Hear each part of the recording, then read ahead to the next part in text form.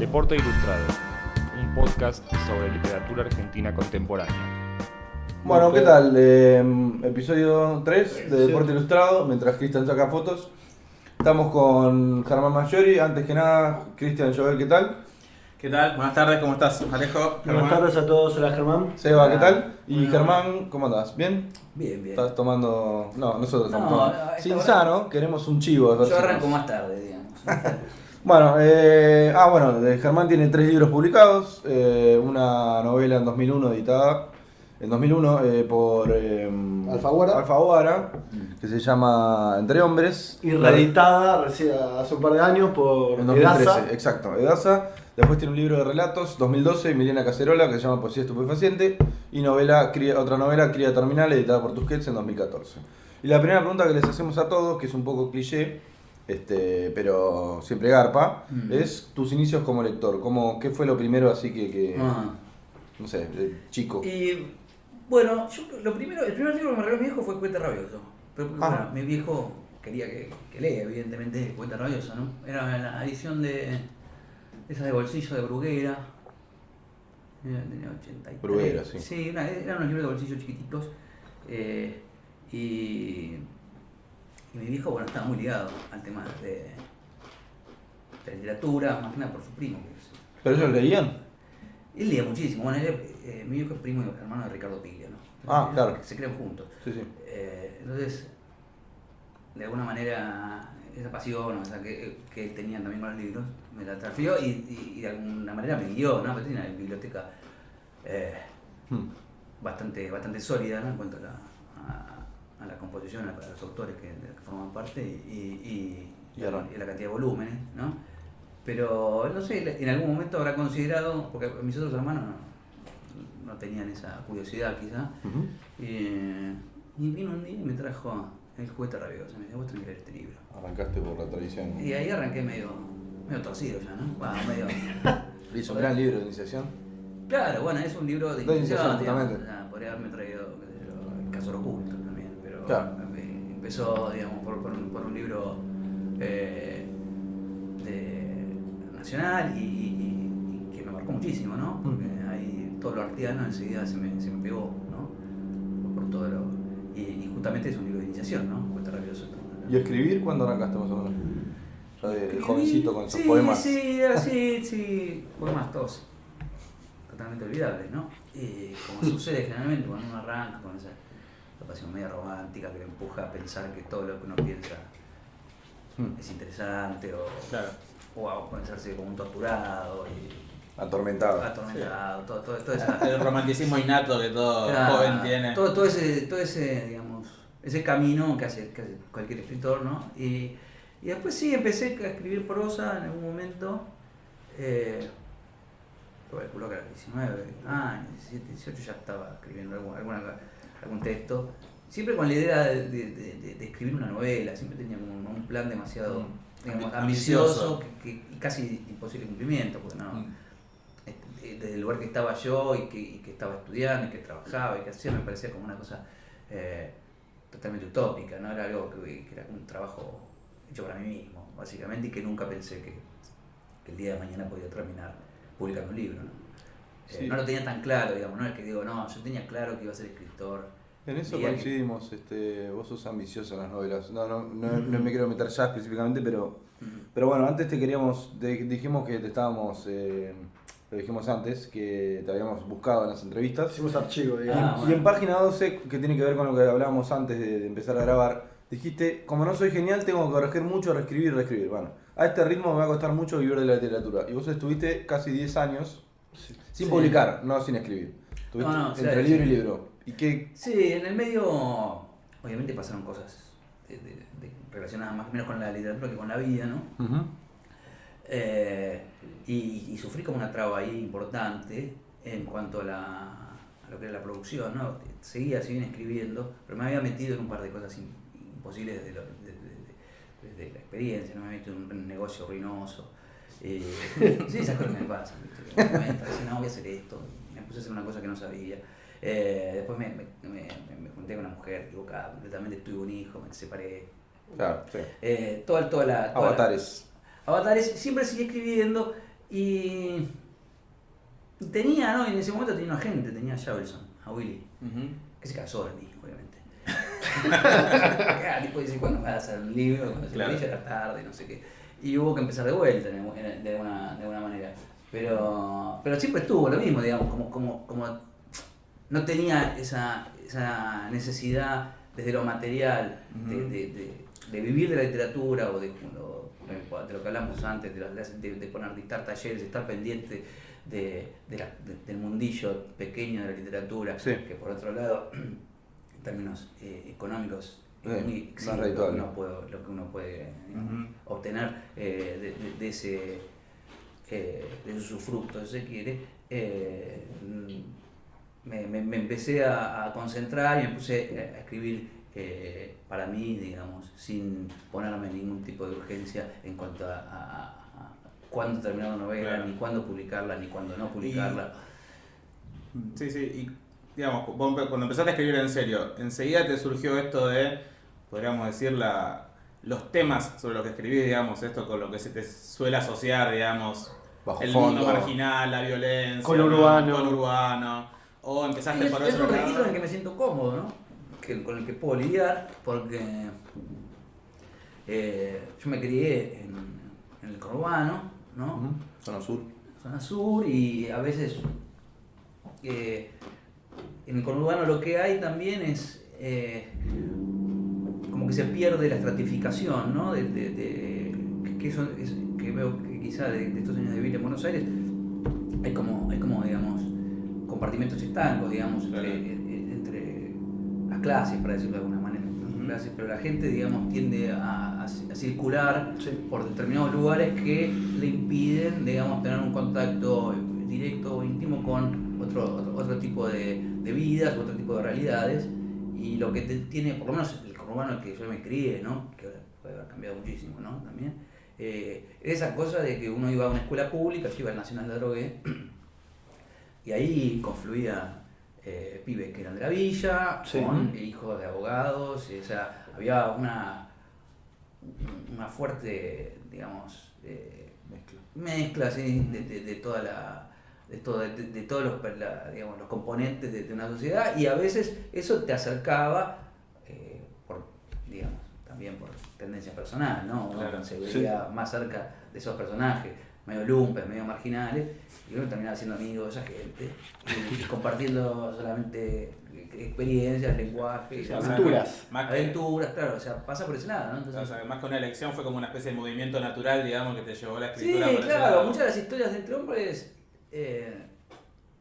son directa o indirectamente ciertas. O sea, pasan y pasaron, y conozco a muchos que se cambió un poco el nombre, pero sí, son reales.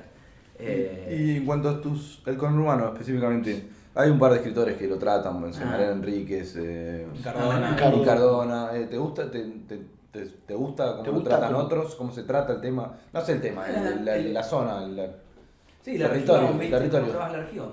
Exacto. Hay como una idea, ¿no? Del escritor regional, el conurbano se volvió como una frontera interesante, ¿no? Y sí, cada uno desde su poética, digamos, desde su lugar. Mariana tiene, a mí me gusta lo que escribe Mariana Enríquez, corrido, ¿no? Digamos, a lo gótico, a lo terror, a la oscuridad, a lo siniestro, que está muy bien. Y de vuelta, yo creo que cada uno lo vive con el conurbano que tuvo, digamos, de vincular la escritura con la experiencia, no me parece una manera acertada de leer esos autores. Por eso digo, o sea, uno puede decir, no, pero este se hace loco. Yo no, es que, digamos, tuve una experiencia delictiva y entonces puedo escribir sobre los delincuentes. Digamos, conozco gente, estuve cerca y traté, en todo caso, de captar eso que estaba circulando por ahí, y otros que tienen otra vivencia en otro sentido, pero de alguna manera el conurbano es la suma, ¿no? Que uno es el dueño, digamos, de la voz del conurbano. Por supuesto. Me parece que hay un cruce, que hay un montón de autores, y es fascinante como región, ¿no? Me parece, porque por todo esto que hablamos, ¿no? Por todos los cruces, porque es una zona de frontera, básicamente, y como toda zona de frontera es atractivo, ¿no? Y más en una literatura como la nuestra, que digamos, vertebra sobre una antinomia como es la de civilización y barbarie, ¿no? Creo que el conurbano es el lugar de convivencia de la civilización y la barbarie, ¿no? Si la ciudad siempre encarnó digamos, la civilización y digamos, del otro lado, lo que quedaba del otro lado eran los salvajes, en el medio hay una franja que está representada por el conurbano, que es el lugar donde el terreno de la guerra, digamos, donde chocan las dos culturas, digamos. ¿No? Entonces de eso se trata, y ese es el conurbano que digamos que me interesa, ¿no? Que me interesa y vos tenés, bueno, en la fuerte te inscribís, por lo menos tus lecturas, no sé influencias, pues no me gusta la palabra, pero dentro de la tradición Borges, hablas siempre de los orilleros, es más, estuviste con Piglia en un programa, ¿no?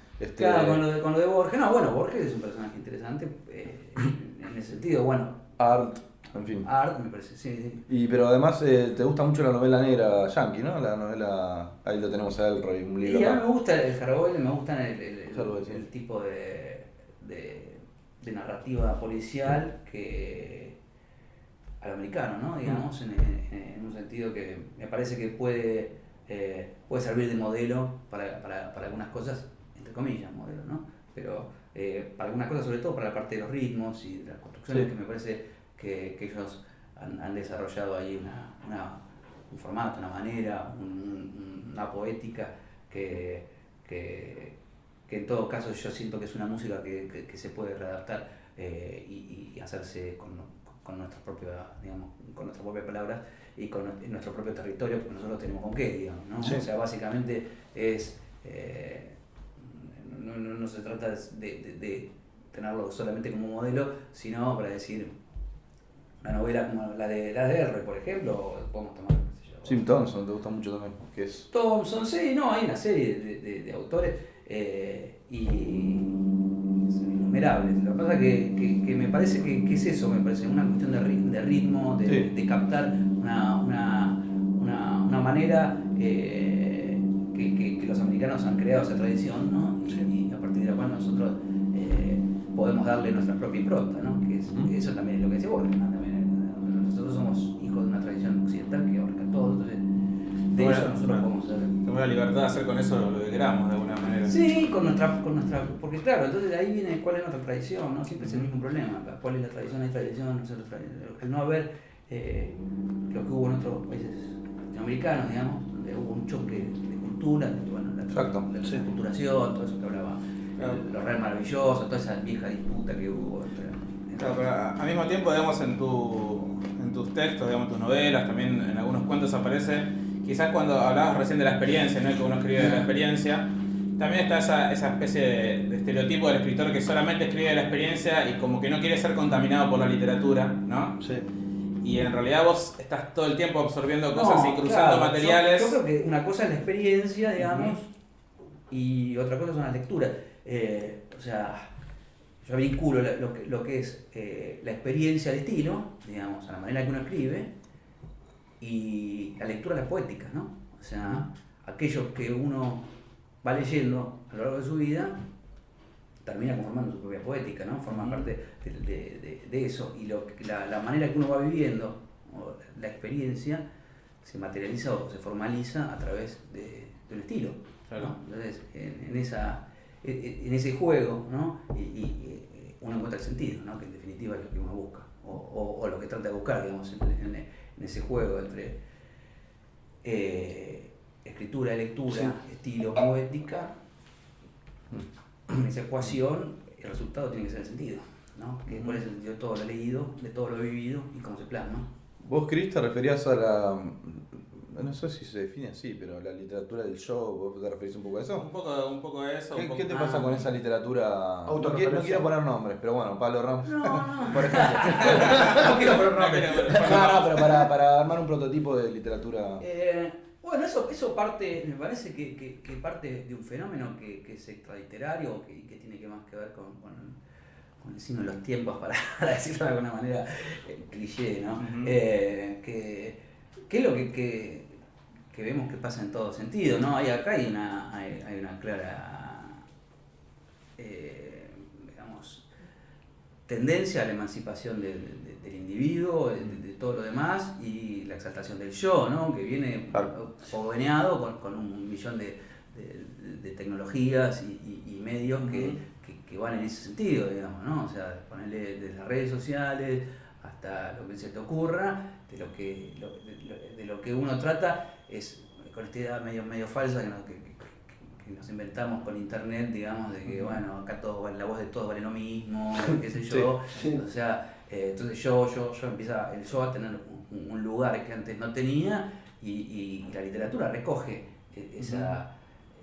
eso que está circulando por ahí y toma ese material y lo trabaja como literatura. Entonces tenés Nazgar, todos estos que escriben. Una autografía en 6 tomos. Que está bien, o sea, porque la crónica y la literatura del yo son los grandes, o sea, que hablan de lo mismo, ¿no? Hablan de vuelta, de una emancipación completa del individuo, de la comunidad, de la familia, de una ruptura con toda esa historia. Y parte también de eso, ¿no? Que es un poco alienante, ¿no? Es una de las fuentes de alienación más grandes, ¿no? Que tiene el ser humano, digamos, ¿no? Que te estén bajando esa línea. Y que me parece que por lo menos en Entre Hombres y en Cría Terminal también aparece esta idea que los personajes nunca están completamente solos y al mismo tiempo siempre como que forman parte de una comunidad delictiva o política, claro, o lo que sea. Pero esa es la idea de también cómo contraponerse a eso, bueno, la conspiración, es una forma de complot, es una forma de arte también, ¿no? O sea, eso es muy arteano, ¿no? Pero bueno, eso también viene capaz que en la parte de la novela de Leonardo, capaz que de la idea de Dick también, ¿no? ¿Viste? Complot, siempre hay algo, siempre hay que oponerse a algo, en general el Estado y el mercado, ¿no? Básicamente. Sí. La oposición siempre es esa, como que nos quieren alienar con determinadas cosas, ¿no? Que es lo que pasa básicamente, como esto. Y qué hacer, cómo oponerse a ese lugar de alienación al que nos está llevando el Estado y el mercado a través de los medios masivos, digamos, de las más medias, ¿no? ¿Cómo nos paramos ante eso? ¿Cuál es la respuesta? O sea, ¿cómo ponemos a esas ficciones? Porque en realidad todo se trata de una guerra de ficciones, ¿no? Porque del otro lado lo que tenemos son las grandes narrativas del orden, de las ficciones del orden, digamos, porque el dinero es una ficción, la religión es una ficción, el Estado es una ficción, o sea, y desde el otro lado lo que podemos es poner la pequeña ficción personal contra esa ficción, ¿no? Para no volvernos locos, digo yo, no para entenderlo contra sino como un refugio para que uno no se vuelva loco con eso. Más que nada uno escribe para no volverse loco o alienarse. Y para Entre Hombres específicamente, vos dijiste, te cito, mira, la entrevista y todo así, después de paso nos retitean esa cosa. Categóricamente. En una entrevista a eterna cadencia, dijiste que te documentaste con el libro de Rajendorfer, La Bonaerense, que es un gran libro. Ah, muy bueno. Claro, yo no se lo dije al perro. Al perro, sí. Otra vez que cruzamos en Rosario, en uno de estos encuentros raros que hay le di. Que es un libro de los 90, sí. Es un libro así, La Bonaerense y... La maldita policía. La maldita policía se llama. Sí. No, se llama La Bonaerense se llama el libro. Pero habla sobre sí, creo que la bajada de esa época de Klonzik y todo, que era interesantísimo porque él hace una crónica ahí muy narrativa y que pone aparte todos los manejos bien contados de cómo hacían en aquella época la policía. Y la parte, digamos, la que yo tenía más vedado el acceso desde la experiencia, que era la parte del policial, de la construcción del sujeto policía, digamos, en lugar de abrevar en una tradición detectivesca, digamos, donde ponemos a un héroe y qué sé yo, me parecía más interesante, de vuelta, volviendo al tema del conurbano, teniendo esa policía tan horrible, tan maravillosa de textual, o sea, tomar ese personaje y que los policías sean esos, digamos, los que nos dieron. Volviendo al tema de más que nada de Entre Hombres, pero de la manera como lo escribiste, ¿no? Vos tenés un gran manejo de los diálogos. Sí. O sea, hacés verosímil. Claro. Cuando uno está leyendo el diálogo, prácticamente es como alguien lo dice. Sí, ¿Cómo haces para laburar eso? Claro, o sea, además del lenguaje delincuencial, además de eso. Sí, de la jerga, más allá de la jerga. Coloquial. Claro, lo coloquial, vos o como repetís palabras y queda muy creíble, ¿viste? Que no sé cómo manejas eso. Sí, es como una cuestión de oído, creo. Claro. No lo manejo, digamos, o sea, si te digo que no tengo una técnica en la que escribo los diálogos, después contrato 2 actores. no sé, sería medio raro. Trato de ir puliéndolos, pero la verdad que no me lo toco, o sea, me detengo bastante en los diálogos, porque a veces también está la idea del diálogo neutro, ¿no? Que uno puede poner, digamos, no importa, Saer, ponerle todos al igual, Saer, ¿no? Onetti también. Pero está bien, es una decisión personal, digamos, Onetti, es una decisión, ¿no? Todos son iguales, porque la poética de Saer no tiene nada que ver con ello, ¿no? Se aleja completamente. Entonces, El monje, ¿no? Que dice, Perdón, sí. se mete acá el supuesto productor. A mí lo que me llama la atención en estos casos es, ¿puede ser que en cierto punto te aburra ese tipo de diálogo neutro, esa forma de escribir muy, como de prestar tanta atención al lenguaje y nada más? Y como vamos más a los bifes. sí, no sé si me aburre, es una elección dentro de vuelta, de una posición que tomás como narrador y una poética en la que vos querés inscribir tu obra, digamos. A mí me encanta, ¿sabes? Entonces, digo, Igual, pero él trabaja. Claro, igual ahí creo que está la. O sea, que me siento más cerca en el sentido de Puig, ponele, Sí. para hablar Sí, de otra. Vanguardia. Puig tiene, ¿qué hacía Puig? Puig usaba grabador. Entonces, ahí ¿Usaba, perdón? Grabador. Ahí grababa. Ah, no sabía eso. Claro, bueno, a Rey, que es el guerrillero en el beso de Mujer Araña, esta es una grabación de él que después la fue reelaborando y adaptando a la novela. Sí. Y todo ese es un procedimiento que él repite, básicamente. O sea, para tener el oído del diálogo real, creíble, 100%, hay que salir con un grabador y grabar a la gente, digamos. Que también podría haber sido mi respuesta, ¿no? ¿Sabes lo que hago? Yo me voy todos los martes a la villa, me quedo un rato con un grabador sin que se den cuenta. Pero hay un personaje. Tengo alquilado una casilla en monje. Hay un personaje. Sé que al lado vende falopa, entonces.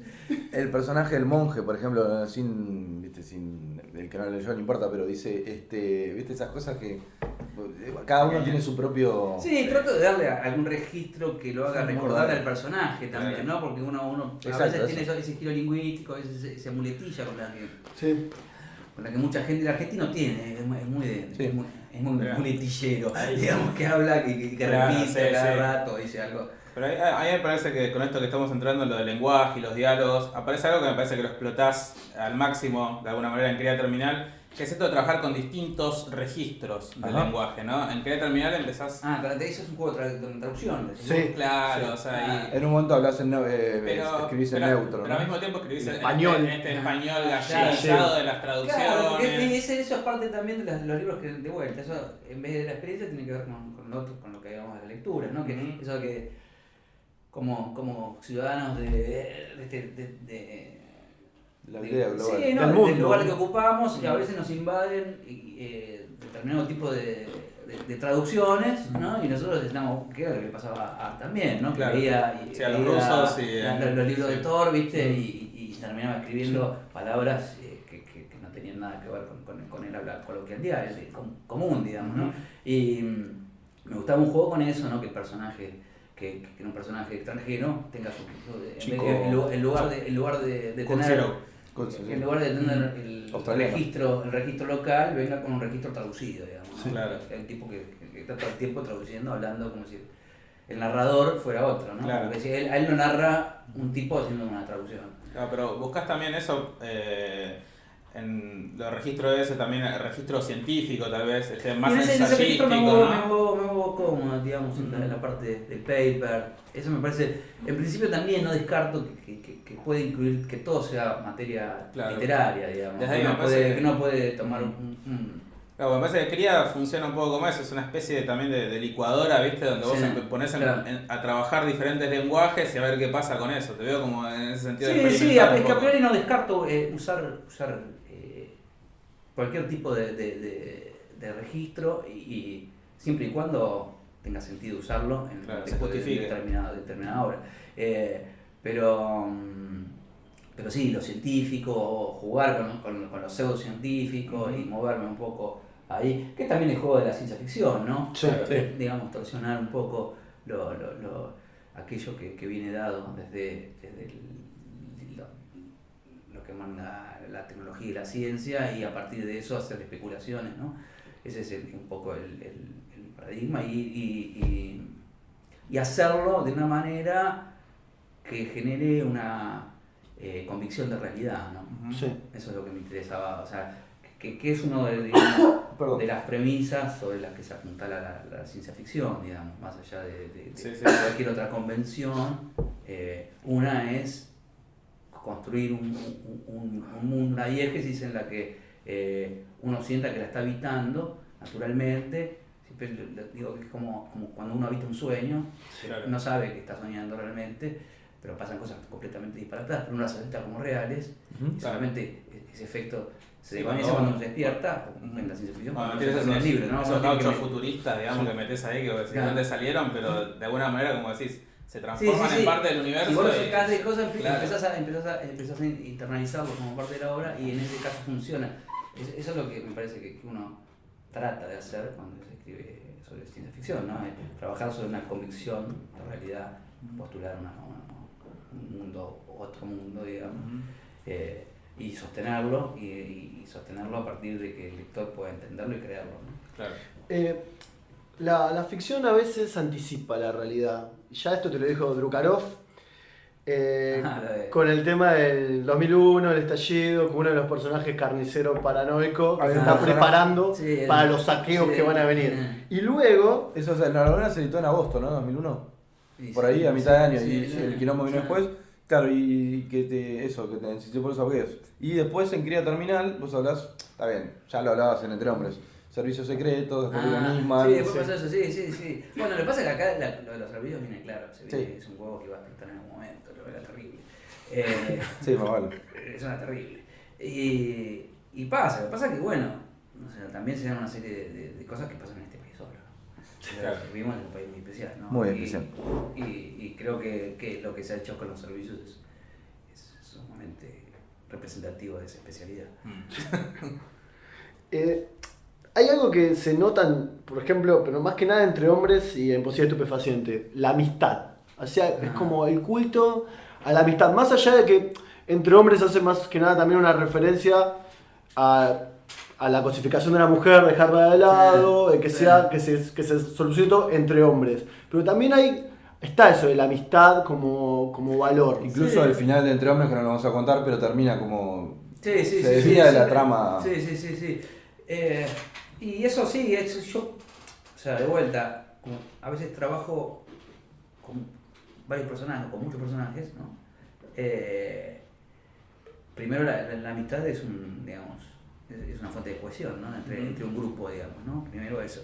Y segundo, por lo personal, ¿no? Yo durante mucho tiempo formé parte de una manada, prácticamente un grupo grande de pibes, y uno va aprendiendo a circular en ese grupo, ¿no? Y a ocupar un lugar como cualquier manada, ¿no? Siguiendo una serie de escalafones que existen y demás, Claro. y ocupar ese lugar. Y narrativamente me parece que es interesante, ¿no? O sea, desde lo narrativo me parece que es interesante poner a la amistad como tema, digamos, ¿no? Y sin caer en sentimentalismo. Sensiblería, Claro, bueno, sin golpe bajo. caer en costumbrismo ni en... Sí, polka. Claro, por ejemplo, ¿no? O sea, Sí. sin caer Claro. en una de polka. Hemos encontrado un paralelismo, no es ni parecido ni nada, un paralelismo porque nos surgió, habiendo leído las dos novelas, Ah. Plata Quemada, por ejemplo, hay una cosa del heroísmo, ¿no? De los chorros, de Plata Quemada, viste que terminan Sí, los tiroteos, sí, bueno, sí. hay una cosa heroica, Sí. que después en Entre Hombres parece haber, pero que al final termina bastante... Difuso el tema. Se no va sé por si- otro lado la Claro, trama. bastante como poca monta los chorros, y hay como ese paralelismo que Y, encontramos. sí, quizá más que paralelismo es como una evolución desde lo que era una hermandad Exacto. o una cierta existencia de códigos, que esos códigos, Que se han perdido. sí, por decantación y por lo que fue la historia argentina, de determinada manera, bueno, ¿qué es lo que hablan siempre Chorro Viejo, viste, en una entrevista de los códigos? Estos pibes no tienen códigos, matan, y qué sé yo. Sí. Entonces la pérdida de los códigos que se hace todavía más ostensible en la otra, ¿no? En el futuro ya directamente no hay códigos. Claro, Eso sí. existe. Sí. O sea, ya no hay ni lugar para códigos. Entonces ese es un poco el planteo, ¿no? En la novela de Ricardo, bueno, trabaja me parece muy bien, ¿no? La relación entre los dos personajes de Kenia, ¿no? Hay también hasta una tensión sexual, ¿no? Sí. Y también hay dos Muy bien personajes, resuelta. tampoco sin meternos porque tampoco hay que, viste, hay que incluir a quien no yo, por supuesto. Pero hay dos personajes, el zurdo, no, está bien, pero el zurdo y el loco, por ejemplo, uno es un cana y el otro es un chorro. Sí, son los dos. Y los dos como encuentran su destino, ¿no? Una revelación al final es como una cosa, viste. Sí. Y en Mística. Quería terminar también hay como un, viste, como un... Sí, eso es lo que termina de catalizar, digamos, la trama, digamos, ¿no? O sea, terminan que algunas líneas se tienen que cerrar, ¿no? Como no puede, para hacer una novela puede dejar un montón de líneas abiertas, ¿no? Algún personaje, pues siempre, como no hay capaz que un héroe individual o ahí está repartida la cosa, ¿no? Siempre hay que resolver un camino dentro del el héroe perdedor de la novela, ¿no? Siempre hay, la novela gira siempre en torno a una resolución de un héroe, ¿no? Un viaje que vuelve, esto. Siempre hay algo, alguno tiene que cerrar, no puede dejar todos abiertos. Y hay algo también que me parece que aparece, cierto quijotismo, me parece que aparece en las dos novelas, en esto del lector, ¿no? Del que lee y se vuelve loco de alguna manera, ¿no? Uno de los policías que lee los textos estos de Linchera. El Y el otro que no para de leer. Claro, después... Exacto. Claro. Es que eso es una cosa que también, bueno, eso por que sienta o a veces eso, ¿no? Uno lee y termina, o sea, lo hace para combatir la alienación y termina alienado. Que bueno, a veces es un tema que viene, la literatura arranca con eso, ¿no? Digamos, el Quijote, para decir la novela, arranca ahí, digamos, un tipo que se vuelve loco con los libros, más Bovary, ¿no? El bobarismo es eso, también. Claro. Entonces está toda la línea, ¿no? De que siempre en los libros está la salvación y la perdición, digamos, como decía Paracelso, sobre todo es veneno, nada es veneno, todo depende de la dosis y cómo lo administres. Entonces, cuando uno se pasa de rosca, la literatura es como una droga, ¿no? Sí. Cuando uno termina pasado del consumo, termina, digamos, enloqueciendo, que aparte es una cuestión que se verifica en determinados autores, ¿no? Que han leído tanto que enloquecen. Claro. O sea, que se extrañan a sí mismos, digamos, y ya después se vuelven imposibles para el resto. Hablemos un poco de la maldad que hay en los libros. Pues entre hombres, al parecer no hay nadie bueno. Y en Cría Terminal es bastante dudoso. ¿Cómo? Lo que pasa es que nosotros con Seba, con Chris y bueno, con todos, con Joy también, hablamos siempre desde que no hay novelas. Sí. O no hay novelas o falta como una literatura desde la maldad, ¿no? Un personaje que sea completamente, no sé si malo es la palabra, muy básica, pero como que sea narrado desde esa visión completa. Sí, yo no creo que malo, bueno, se tenga que encarnar toda la maldad en una persona o en un personaje, y me parece que se puede distribuir entre todos también, ¿no? Porque hay un poco de perversión generalizada, ¿no? También la idea de trabajar a veces con esos mundos, ¿no? Hace, y con la idea de que no hay esperanza, ¿no? Sí. También Sí, hace que uno termine, digamos, en esa lógica de que la maldad es algo común a los hombres, ¿no? O sea, claro. Es más probable que todos alojemos una cuota de maldad que todos alojemos una cuota de bondad. Más en un mundo como el que vivimos, ¿no? Que permanentemente nos están impulsando a tomar capaz que algún tipo de decisión drástica, claro, en el sentido no de la bondad. Digamos. Claro, tu exploración tiene que ver casi con una maldad congénita, podríamos decir. Sí, también está la idea esa del malditismo del ser humano, ¿no? Sí. Que es esa idea de Ligotti, ¿no? Esa la idea de que la conciencia es realmente es la pesadilla de la naturaleza, ¿no? Claro. Nuestro Wallace, ¿no? La conciencia es la pesadilla de la naturaleza. O sea, el ser humano consciente destruyó. O sea, la emergencia de la conciencia termina siendo una pesadilla. Claro, termina Nietzsche siendo el hombre es un animal enfermo, digamos. Claro, es toda la idea de esa nietzscheana que estamos malditos en realidad. Desde el momento que tomamos conciencia de nosotros mismos, ahí estábamos la tumba de la naturaleza. Más que una evolución fue una falla, digamos. Claro, bueno, está también la idea esa de que es una anomalía, ¿no? Sí. Es una anomalía, ¿no? Y de eso también hay bastante, ¿no? Porque eso en realidad, o sea, lo que hace del hombre, del Homo sapiens, digamos, la especie dominante, no es otra cosa que la capacidad de producir ficción.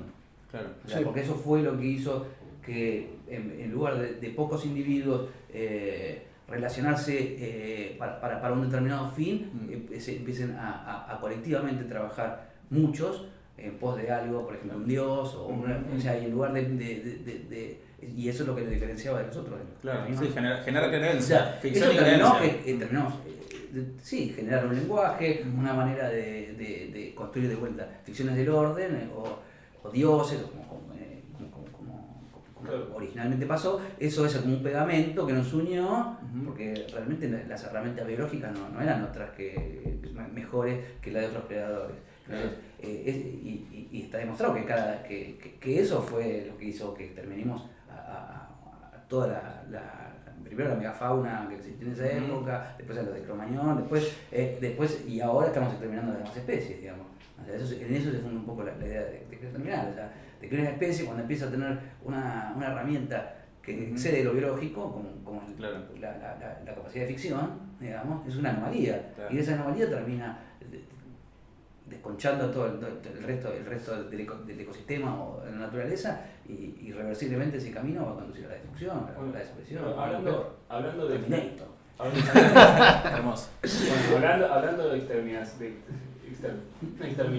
exterminios, yo pensaba en esto que vos decís que la dictadura te parece a vos como una Eso marca de infancia. ¿Puede ser? Digo, cuando Sí, le digo, pero Sí, que no sí, es- no, vos habrás dicho como que es, viste, como te preguntan por la novela en específico Cría Terminal, o los personajes entre hombres que eran torturadores.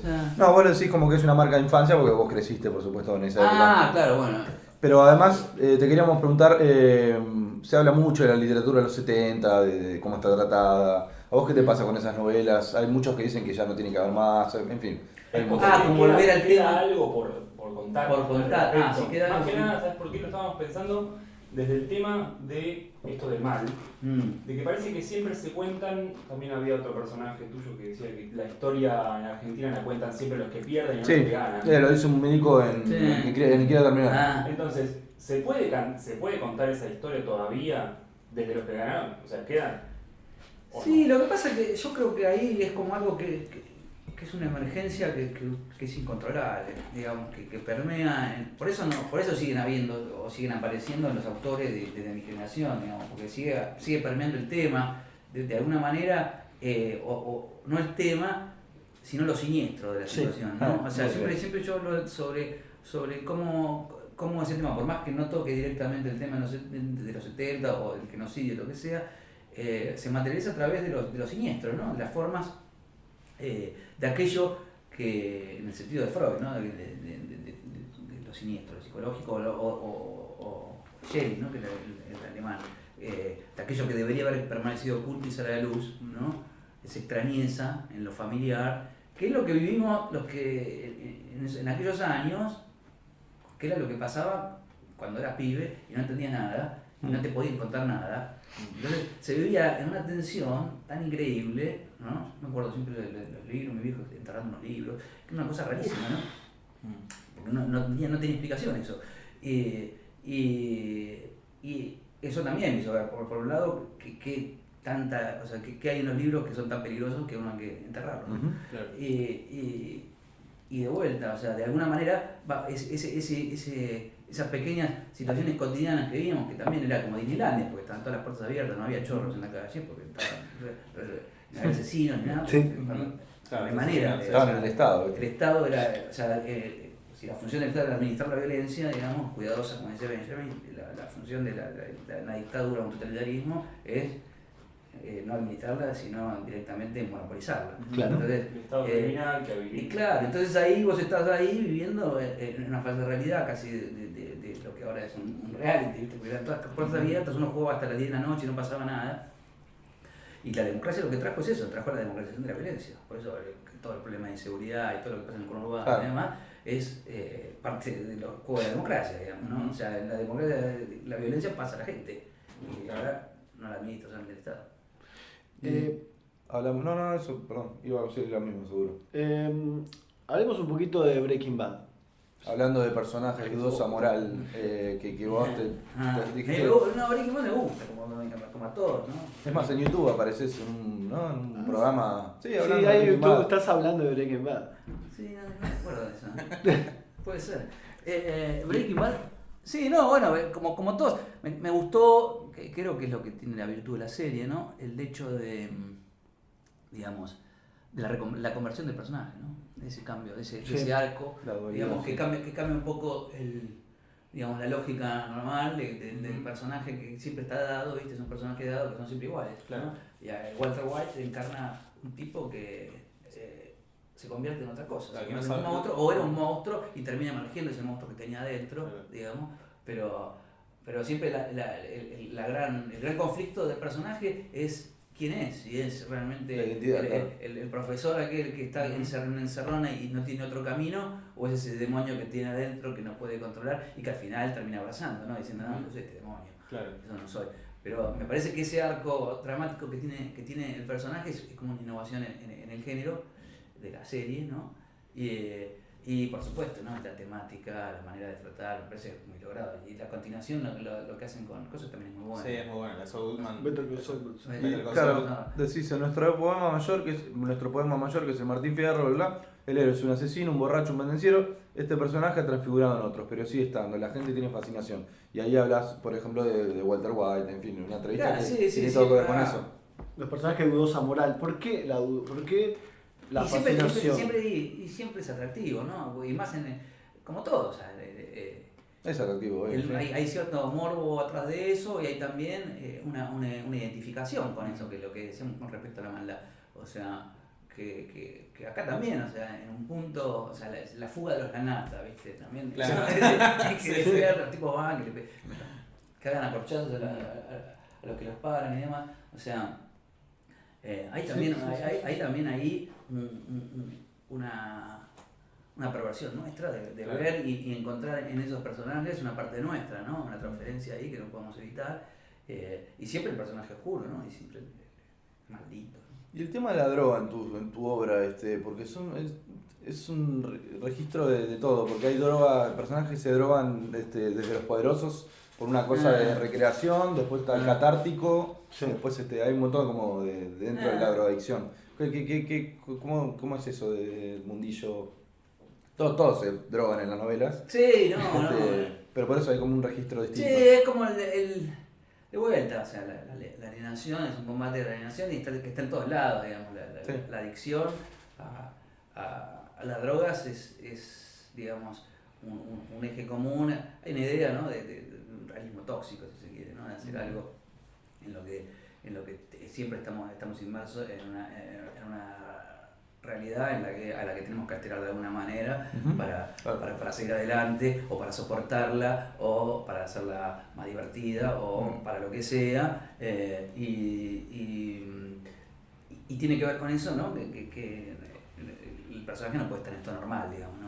Siempre tiene que haber algo que lo altere de alguna manera psíquica porque la normalidad es peor que la Abrumadora. locura, Claro, es peor sí. que la locura, ¿no? Digamos, entonces Es abrumadora. prefiero siempre mantenerme fuera del mundo normal, prefiero Claro, estar claro. siempre en otro lado. ¿No? Entonces es también personal. Eso, ¿no? Sí, muchas veces aparece esto de no verse a sí mismo, de no tolerarse a sí mismo o de no tolerar lo que uno ve de sí mismo cuando no está puesto, digamos, el personaje. Es como que En las novelas, claro. necesita entrar de vuelta ahí para seguir también, ¿no? Que parece Claro, mucho no, quería no. terminar eso. Para ir para adelante tiene que ponerse porque si no es imposible. Sí, bueno, también está eso, ¿no? También un poco el mandato de tener que estar puesto para hacer cualquier cosa, ¿no? Que uno en estado normal, o sea, como que también eso atenta contra el héroe, ¿no? Digamos, el héroe es alguien, o sea, si tengo que contar a San Martín cruzando los Andes y te lo fumando algo. Como Maradona que decía. Maradona que Atentar decía. contra la épica, siempre atentar Claro, contra la siempre épica. contra la sí. épica, contra el héroe sano no existe. Claro. Siempre que Bueno. fumó para subir a Sierra Maestra, Fidel, todas cosas así. Tu relación con el rock. Escribiste el prólogo. Te sacamos un poco ya de tema tan un poco más terrenal. Escribiste el prólogo de Virus, el libro de Virus, de Marcelo Maura. Marcelo es un amigo. Sí. Claro, y bueno, después hiciste El baterista invisible, que es un cuento de poesía Sí. sorprendente. Hiciste un unipersonal en teatro, que es sobre un Sí, rockero, el gordo sí, Rush, el gordo Rush. fanático de Rush. No, yo siempre tuve vínculos con los pibes de rock, o sea,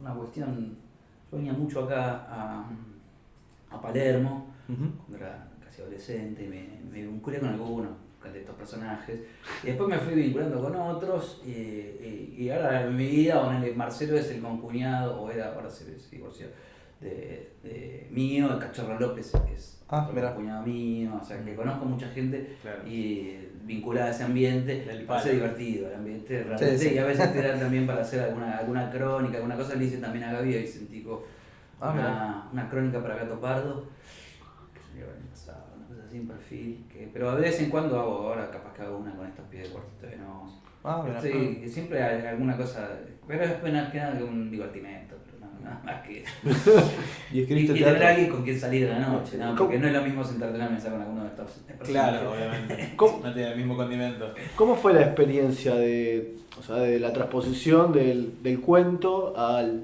unipersonal? ¿Cómo fue No, eso? eso lo había hecho, ya lo tenía hecho yo. Y no sé por qué. Lo había escrito como unipersonal y después hizo un cuento. Fue fue al revés. ¿Fue al revés? Sí. Sí. Pero. No, estamos diciendo que hay que ir redondeando porque, viste, No, está bien. No, pero- Nuestro productor tirano nos dice, ya está. Y sí, viste, porque ya van 45 y, Dale, sí. y como final tenés, lo leo, esto sí, una entrevista y la última pregunta. Desmiento de vuelta categóricamente. No, decís, mi abuelo materno huyó de Rusia después de la Revolución del 17. ¿Cómo es bueno. eso? Que te preguntaron si le ibas a escribir la novela y No, y no sé. ¿cómo es la historia resumida? Si no fuera un vago, capaz que lo hago, pero. Se escapó de la revolución, vino acá. Claro, mi abuelo tenía. Nace en 1900, digamos, que Claro. era de Nabokov, ¿no? Y Borges. Pero él estudió con el hijo de Nicolás II, el zar. El zar, claro. Era ingeniero en minas, el tipo Qué es guapo. un coso, era. Hermoso. Una especie de Eton, pero. Pero yo tengo el pin de. ¿Dónde está? Mi pin. De Lenin. Después subimos la foto. pin de Lenin. Subimos la foto Se del me acaba de pin de Lenin. perder Lenin. Ahora lo buscamos. Ahora lo buscaba. ¿Cómo? No, se quedó en mi casa. El ocaso de los No, ídolos. van a no, bueno, y él se tuvo que ir, ¿viste? Estaba Claro, del lado contrario, digamos. Y se fue con la abuela, se escapó pudo escapar con una valija llena de rublos que no valían nada después de la revolución. Muy bueno. Luego todo por Europa, deambulando, se murió la abuela. Después cruzó a México, después en México matan a Trotsky y se tiene que ir de México. Porque él piensa todo el tiempo que lo están persiguiendo. Está la conspiración ahí. Ahí está la No, es conspiración. terrible. Después viene a Es Uruguay, la historia de viene a Uruguay y después termina recalando en Se cambia el nombre, Florencio- ¿no? Se cambia el nombre, nunca supe el nombre, termina en Florencio Varela y se hace peronista. Concejal por el peronismo, buenísimo. Es muy bueno. La historia es buenísima. Pero hablaba bien el idioma Sí, ya. sí, todo bien. sí, él fue de tanto recalar y venir y hablaba, no, él era súper culto, hablaba así, tío. ¿Y qué estaba El tipo paranoico? estaba así, estaba súper paranoico. Mi vieja decía que una vez cuando ya estaba se había enfermado el corazón, la habían operado y qué sé yo, y en el delirio así de la agonía, decía la quinta columna, pensaba que lo iban a buscar a los quinta columnistas. Estaba mal. Estaba mal. Pero la historia es buena, ¿no? Digamos, Sí, es hermosa, hacen el círculo de Un cuento, la que sea. aristocracia Que sea un cuento. rusa hasta el peronismo de Florencio Varela. Bueno, hemos terminado, ¿no? Lo hemos pasado bien. Bueno, no sé. ¿Algo para decir? Última pregunta, ¿en qué estás trabajando ahora, Germán? Y terminé una novela que vamos a ver qué pasa con eso. Sale parte del cuento de Poesía Estupefaciente, exactamente.